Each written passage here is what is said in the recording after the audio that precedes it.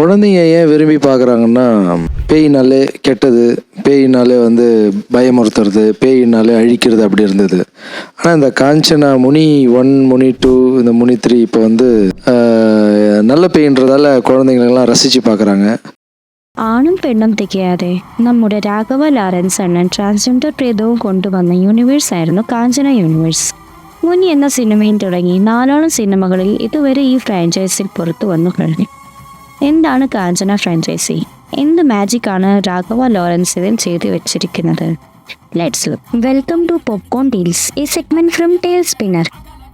കോമഡിയും ഹൊററും ചേർത്ത് പടച്ചുവിടുന്ന ഒരുപാട് സിനിമകൾ നമ്മൾ തമിഴിലും തെലുങ്കിലും കണ്ടിട്ടുണ്ട്. കാഞ്ചന ഫ്രാഞ്ചൈസി എന്ന് പറയുമ്പോഴും കാഞ്ചനയ്ക്ക് മുൻപ് ആദ്യമായി ഇറങ്ങിയത് മുനി എന്ന മൂവിയായിരുന്നു. 2007 സ്ത്രീക്ക് പകരം ആണിനെ പ്രേതമായി കൊണ്ടുവന്ന മുനിയുടെ വിജയമാണ് രണ്ടാം ഭാഗമായ കാഞ്ചനയ്ക്ക് വളമായത്.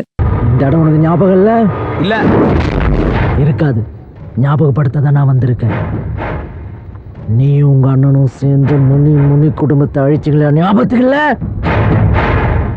அது அப்புறம் உனக்கு தெரியும்? எனக்கு எப்படி தெரியுமா?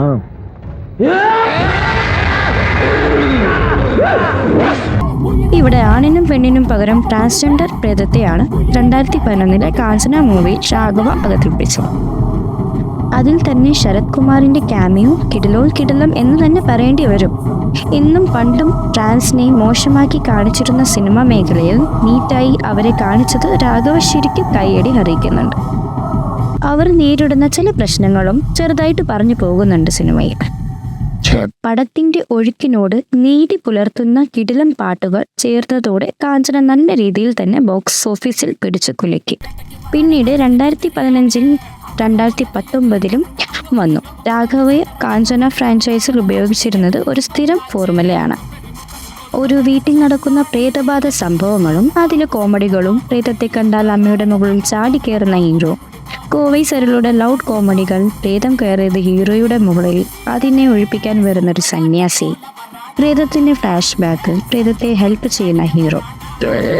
ഈ ഒരു ഫോർമുലയാണ് 4ലും കഥയെഴുതി സംവിധാനം ചെയ്ത രാഘവ ലോറൻസ് ഉപയോഗിച്ചിരിക്കുന്നത്. നിങ്ങൾക്ക് എന്ത് തോന്നുന്നു?